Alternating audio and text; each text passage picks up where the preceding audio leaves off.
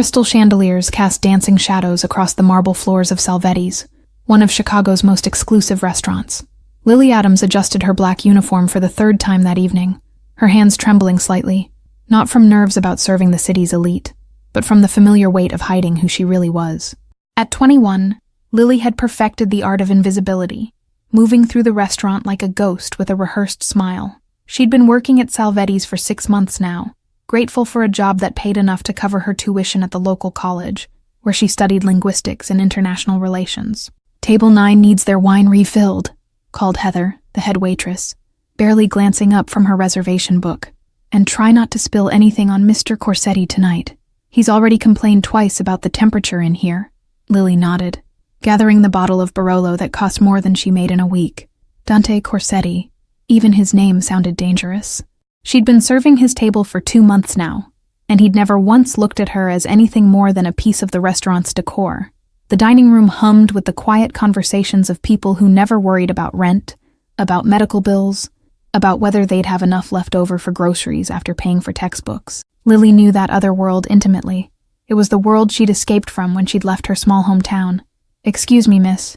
The voice was sharp, commanding, with just a hint of impatience that made Lily's spine straighten automatically. She turned to find Dante Corsetti standing closer than she'd expected, his dark eyes fixed on her with an intensity that made her stomach flutter inappropriately. He was tall. She had to tilt her head back to meet his gaze, with jet black hair that looked like it had been styled by someone who charged more per hour than Lily made in a day. His suit was immaculate, definitely Italian, unmistakably expensive, and on anyone else might have seemed ostentatious. "Your wine, sir," Lily said softly, lifting the bottle slightly. She tried to ignore how the overhead lights caught the strong line of his jaw, the hint of stubble that suggested he'd been too busy for a proper shave. "Not for me." Dante gestured toward the elegant woman sitting at the table behind him. "My mother. She's been trying to get your attention for the past few minutes." Lily's gaze shifted to the woman, and her heart clenched. Mrs. Corsetti was probably in her early 60s with silver hair pulled back in a classic chignon and kind eyes that seemed to hold a universe of stories. She was making subtle hand gestures, her face lit with a hopeful smile. Without thinking, Lily set the wine bottle on the nearest table and approached Mrs. Corsetti. "Good evening," she signed, her hands moving with practiced grace. "How may I help you?" The woman's face transformed with delight, her hands dancing as she responded. "Oh, how wonderful. I was hoping to compliment the chef on the risotto. It reminds me of what my grandmother used to make in Naples years ago. I'll make sure he receives your kind words," Lily signed back, genuinely smiling for the first time all evening. "Would you like me to ask him about the preparation? I believe he uses a special saffron blend from Sicily." Behind her, Lily was vaguely aware that the entire restaurant had grown quieter, but she was focused on Mrs. Corsetti's animated response about her childhood in Naples and how few people took the time to really communicate with her. "You're very kind," the older woman signed. "Most people just smile and nod when they realize I'm deaf. Your signing is beautiful. Where did you learn?" "I grew up with a deaf cousin," Lily replied automatically, then froze as she realized what she'd just revealed. She'd been so careful to keep her past hidden, to build a new identity far from her family connections in Boston. "A deaf cousin?" Dante's voice cut through the moment like a blade. He was staring at her with an expression she couldn't quite read. "You're full of surprises, aren't you?" Lily felt the familiar panic rising in her chest. She'd been so careful for so long, and now one moment of genuine human connection had cracked her carefully constructed facade. It was just something I picked up as a child, sir. Nothing important." "Nothing important?" Dante stepped closer, his voice dropping to a tone that somehow felt more dangerous than when he'd been demanding. "You speak sign language fluently. What else are you hiding, Lily Adams?" The question hung in the air between them like a challenge. Lily could feel the eyes of other diners on them, could sense Heather hovering nervously nearby, probably calculating how much trouble Lily was about to cause. "I should get back to work," Lily said quietly, reaching for the wine bottle. Her hand was trembling visibly now, and she silently cursed her inability to maintain composure. "Wait." Dante caught her wrist, not roughly, but firmly enough to stop her movement. The contact sent an unexpected jolt through her system, and she saw something flicker in his eyes that suggested he'd felt it too. "I'm sorry," he said, his voice gentler now. "That was unnecessarily harsh. My mother doesn't connect with many people. Your kindness means more than you know." Lily's first instinct was to pull away, But something in Dante's expression stopped her, a flicker of vulnerability beneath the power and confidence. "Your mother is lovely," she said softly, meeting his gaze. "She was telling me about her childhood in Naples." 3 days later, Lily found herself unable to stop thinking about the interaction with the Corsettis. She'd expected to be fired for drawing attention to herself, but instead, Heather had handed her an envelope containing a generous tip and a handwritten note. "Thank you for seeing my mother. DC." The Tuesday evening crowd at Salvetti's was thinner than usual, allowing Lily to catch her breath between tables. She was refilling water glasses when she felt it, that unmistakable sensation of being watched, raising goosebumps along her spine. Dante sat alone at his usual table, his dark eyes tracking her movements across the restaurant. Unlike his usual dining companions, serious men in expensive suits who spoke in hushed tones, tonight he was alone, almost as if he was waiting for something, or someone. "Mr. Corsetti would like to speak with you when you have a moment," the restaurant manager whispered as he passed Lily, his tone making it clear this was not a request. "And Lily, be careful. That family isn't known for their forgiving nature." With trembling hands, Lily approached the table, notepad clutched like a shield. "Good evening, Mr. Corsetti. How may I help you?" She was proud of how steady her voice remained despite the hammering of her heart. "Sit down, Lily," Dante said, gesturing to the empty chair across from him. His tone was polite, but left no room for refusal. "I think we need to have a conversation about who you really are." The restaurant seemed to fade away as Lily sank into the chair, her carefully constructed world beginning to crack. "I don't know what you mean," she managed, though the lie felt hollow even to her own ears. "Your accent slips sometimes," Dante said, swirling the red wine in his glass. "Boston, I think. And you flinch when certain names are mentioned. Names like O'Malley or Flanagan. Irish families with connections to my competitors." Fear coursed through Lily's veins, icy and paralyzing. How had he noticed these things? She'd been so careful, changing her hair color, her name, even the way she walked and dressed. "I'm just a waitress trying to get through college. A waitress who speaks fluent Italian sign language, a rare dialect even among interpreters." Dante leaned forward, his voice dropping to an intimate murmur. "A waitress who tenses every time my associate Bianchi walks through the door, as if you recognize him, as if you're afraid of him." "You've been watching me," Lily accused, finding an unexpected courage in her fear.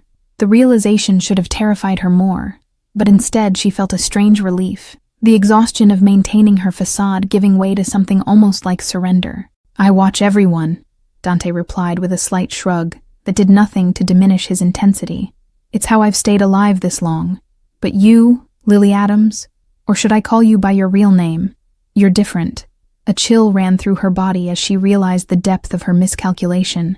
She had chosen this restaurant because it was far from Irish territory, never imagining she'd end up serving one of the most powerful figures in the Italian syndicate. "My mother thinks you're an angel," Dante continued, surprising Lily with the gentleness in his tone. "She hasn't stopped talking about you since that night. She says you have kind eyes despite the fear you carry." Lily's fingers twisted nervously in her lap, the weight of her secrets suddenly unbearable. "Your mother is perceptive, but she doesn't know who I am, who my family is. If she did, she wouldn't be so welcoming."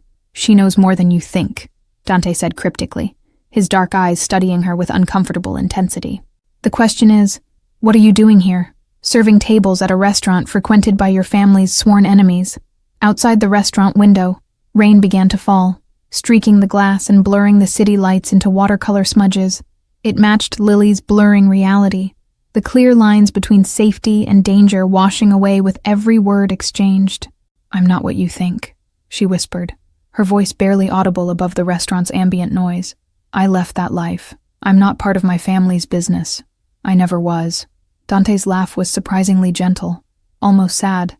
"No one ever truly leaves, Lily, especially not O'Malley, especially not the daughter of Patrick O'Malley, whose hatred for my family spans generations." Lily felt the blood drain from her face. He knew. Of course he knew. "My father disowned me 2 years ago when I refused to marry into the Sullivan family to cement their alliance. As far as he's concerned, I no longer exist." Recognition flickered in Dante's eyes, followed by something that might have been respect. "So you chose exile over being a pawn in their game. Brave. Foolish, but brave."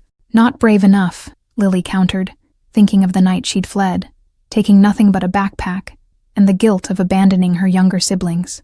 I should have done more to protect my brothers and sisters before I left. A muscle twitched in Dante's jaw, the only indication that her words had affected him. Your youngest brother, Tommy. He's safe. My people have been keeping an eye on him at college in Vermont. Lily's head snapped up, shock and confusion warring on her face. You've been watching Tommy? Why would you? Her question died as understanding dawned, cold and terrifying. You've been using him to find me. Initially, yes, Dante admitted without apology. But something changed 3 months ago. Your father's right-hand man, Sean Flanagan, made a move against the boy. We intervened. The restaurant suddenly felt too small, the air too thin. Lily struggled to process what Dante was telling her, the implications sending her mind spinning in dangerous directions. Sean wouldn't. He's been loyal to my father for decades. Loyalty changes when power shifts, Dante said, his eyes never leaving her face. There's been talk that your father is losing his grip, that Flanagan has been making deals with the Russians behind his back. Outside, a black SUV pulled up to the curb, its windows tinted against prying eyes.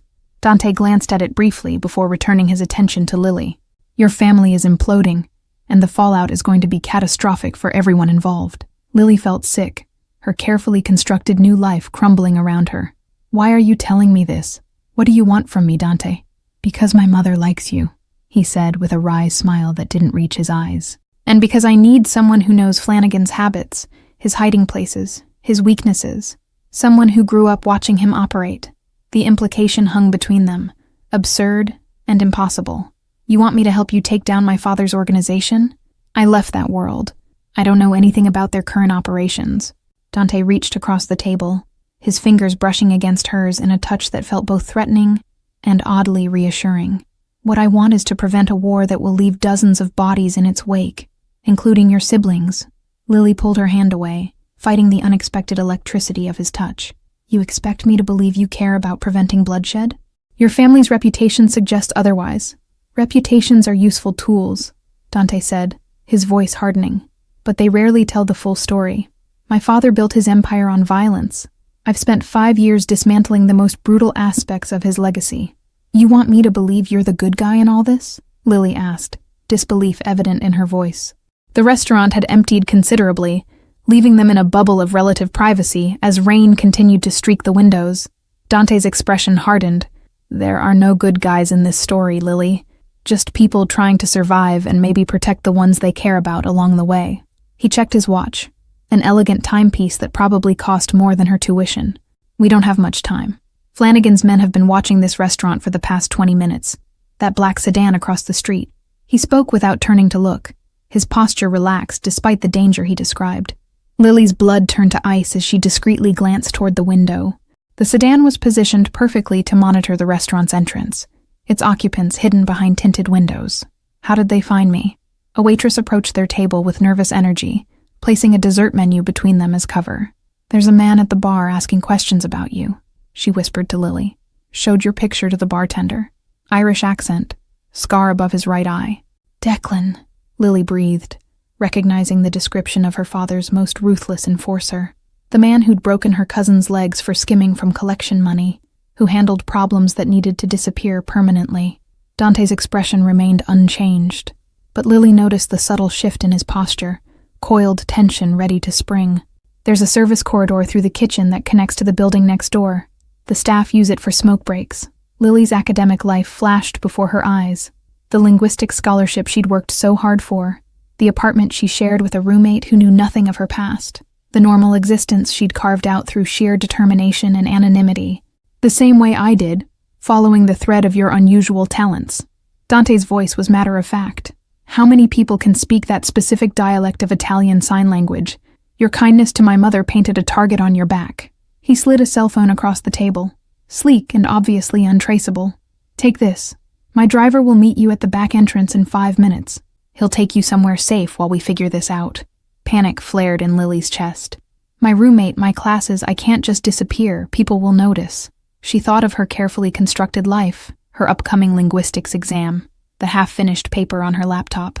Your roommate will be told you had a family emergency. Your professors will receive emails asking for extensions. Dante's efficiency was both reassuring and terrifying. But if you walk out the front door, Flanagan's men will make you disappear permanently. Lily stared at the phone. the reality of her situation crashing down around her. This wasn't a negotiation. It was her only chance at survival. Why would you risk helping me? I'm nothing to you. Worse, I'm an O'Malley. Because I've spent 2 months watching you study until dawn, donate half your tips to a homeless shelter, and treat my mother with more dignity than most of my associates. His voice softened almost imperceptibly. You deserve better than being collateral damage in Flanagan's power grab. Before she could respond, Dante's phone vibrated with a text. His expression darkened as he read it. They're making a move. Go now. Through the kitchen, down the hall. Last door on the left. Carlo is waiting with a black SUV. Lily rose on shaky legs, clutching the phone he'd given her like a lifeline. What about you? Won't they recognize you leaving? Let me worry about myself, Dante said, his smile predatory in a way that reminded Lily exactly who he was beneath the expensive suit and cultured manners. I've dealt with worse than Sean Flanagan's thugs. 3 weeks later, Lily stood at the window of a lakeside safe house, watching dawn break over the water. The cabin belonged to Dante's family, a peaceful retreat where generations of Corsettis had escaped the pressures of city life and family business.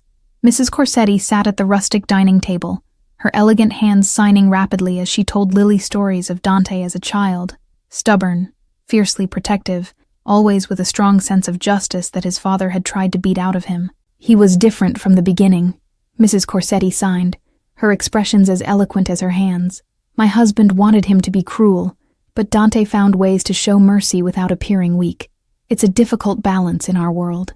The burner phone Dante had given her vibrated against the windowsill, displaying a simple message. It's time. Be ready in 10. Lily's stomach clenched with a mixture of fear and anticipation as she showed the message to Mrs. Corsetti. He will protect you, the older woman signed, her eyes gentle but knowing. My son sees in you what I see, a kindred spirit trying to escape a legacy you never chose. The sound of tires on gravel announced Dante's arrival. He entered alone, his normally immaculate appearance disheveled, a cut above his eyebrow, bruised knuckles, but his eyes were alive with grim satisfaction. We found the evidence, he said without preamble, setting a laptop on the table. Financial records, communications with the Russians, orders for hits on your brothers. Flanagan has been systematically dismantling your father's organization from within. Lily stared at the screen, nausea rising as she scrolled through communications that detailed the calculated betrayal. My father trusted him completely. They grew up together, shared everything. How could Sean do this? A particular message caught Lily's eye. A conversation between Flanagan and an unknown contact about the girl who got away. Her throat tightened as she realized they were discussing her, planning to use her as leverage against her father if he discovered their betrayal. He sent men to my university, she whispered, pointing to timestamps from 2 months ago. They were in my literature class, my favorite coffee shop. They were everywhere, watching, waiting for the right moment.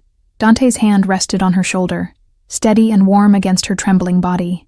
But they didn't get to you, and now we're 10 steps ahead of whatever they planned. Mrs. Corsetti approached with 3 cups of tea, her movements graceful despite her age. She signed to Lily. My son rarely brings anyone to this place. It has been our sanctuary since he was a boy, the only place his father never tainted with violence. Power corrupts even the strongest loyalties, Dante said, his voice devoid of judgment. But we have a more immediate problem. Flanagan knows we have this evidence, and he's called for a sit-down with your father tonight. Lily looked up sharply, understanding the implications immediately. It's a trap. He's going to kill my father and blame it on you, starting a war that will destroy both families. Exactly. Dante's expression was grim as he pulled out a gun, checking it methodically before tucking it into his shoulder holster. Which is why we're going to be there to stop it. Lily's protest died on her lips as Mrs. Corsetti's hands moved in a flurry of signs. You can't ask her to face them. They'll kill her on sight for betraying the family. I'm not asking, Lily said, finding strength in a decision that felt inevitable. These are my brothers. My sister's at risk. I ran away once. I won't do it again. The warehouse on the docks was neutral territory, a place where disputes between families had been settled for generations. Lily's heart hammered against her ribs as she sat in the passenger seat of Dante's car, watching figures move through the shadows. Your father arrived 10 minutes ago with minimal security, Dante said, checking his phone for updates from his men positioned around the perimeter. Flanagan is inside with 6 men, more than necessary for a peaceful meeting. Lily nodded, her mouth dry with fear as she checked her own weapon, a small pistol that felt foreign in her hand despite the lessons of her youth. I need to speak to my father alone first. If I can convince him of Flanagan's betrayal, we might avoid bloodshed. The plan was simple but dangerous. Dante's men would secure the exits while Lily confronted her father with the evidence. Dante would remain nearby, ready to intervene if Flanagan's men made a move, but staying hidden to prevent escalation based on his presence alone. Be careful, Dante said as they prepared to separate, his hand lingering on her arm. Your father may not believe you, even with proof. Years of loyalty are hard to override, even with evidence. I know. Lily's voice was steady despite her fear. But he deserves the chance to know the truth, to make his own choice, just like I did when I left. The warehouse interior was dimly lit, smelling of fish and salt water. Lily slipped through a side entrance, the flash drive with Flanagan's treachery clutched in her palm like a talisman, as she moved silently toward the office where the meeting would take place. Memories flooded back as Lily navigated the familiar territory. Summers spent learning the family business, her father's large hand guiding hers as he taught her to count shipments, identify quality goods, distinguish friend from foe by the subtlest signs. The weight of her gun pressed against her lower back, a cold reminder of the path she'd rejected, and the violence she now willingly embraced to protect what remained of her family. The irony wasn't lost on her, how far she'd run only to circle back. Hidden in alcoves throughout the warehouse, she spotted Dante's men, identifiable by their stillness, their watchful eyes, their strategic positioning. Among them was Carlo, Dante's most trusted lieutenant, who had spent the past weeks teaching Lily defensive tactics, while sharing stories of how Dante had gradually transformed their operations. Through the shadows, Lily caught glimpses of her younger brother, Sean Jr., positioned as security near the main entrance, taller than she remembered, his face harder, eyes constantly scanning for threats. Her heart ached at the man he'd become in her absence, wondering if he would recognize her or shoot her on sight as a traitor. Through a crack in the door, she could see her father, older than she remembered, the lines in his face deeper, his once robust frame slightly stooped. Facing him was Sean Flanagan, his expression solicitous but eyes cold as he poured drinks for them both. Patrick, we've known each other too long for secrets, Flanagan was saying, his voice carrying the lilt of their shared Irish homeland. The Italians are moving against us. This meeting tonight is just a distraction while they target your children. Lily's breath caught as she watched Flanagan slide a glass toward her father, the same glass she'd just seen him add something to when her father had looked away. With no time to hesitate, she pushed the door open. Don't drink that, Da. He's trying to kill you. The room froze in tableau. Her father's shock, Flanagan's rage, the guards reaching for weapons. Lily? Her father's voice cracked with disbelief. My God, girl, where have you... She's with the Corsettis now, Patrick. Flanagan cut in, his hand moving toward the gun at his waist. Sleeping with the enemy. Can't you see this is their trap? Lily stepped forward, sliding the flash drive across the table. Check the files, Da. Bank transfers to the Russians. Orders for hits on Tommy and Sean Jr. In communications planning your murder tonight. He's been betraying you for years. What happened next unfolded in a blur of motion and sound. Flanagan lunging for the flash drive, guards drawing weapons, her father's roar of rage as he knocked away the poisoned drink. Then Dante was there, appearing from shadows she hadn't known concealed him, his gun trained steadily on Flanagan. It's over, Sean, her father said, his voice deadly calm as he examined the evidence on a laptop one of his men provided. His eyes, when he raised them, contained a fury Lily remembered from childhood. Cold, calculating, and promising retribution. 6 months later, Lily stood in the garden of the Corsetti family estate, watching Dante's mother tend to her prized roses. The aftermath of that night had redrawn the boundaries of Chicago's underworld, her father retiring to Ireland, passing leadership to her oldest brother, with strict instructions to maintain the new peace with the Corsettis. Flanagan had disappeared that night, officially. Unofficially, Lily knew that some betrayals could only be answered one way in their world. She had made her peace with that knowledge, understanding that sometimes survival required difficult choices. You're pensive today, Dante said, appearing beside her with 2 cups of coffee, his free hand finding hers with easy familiarity. The past months had transformed their unlikely alliance into something neither had expected, respect becoming trust, trust becoming affection, affection deepening into love. Just thinking about how different things might have been, Lily replied, watching Mrs. Corsetti, who was now teaching sign language to a group of Dante's associates, part of her campaign to make the organization more inclusive and community-focused.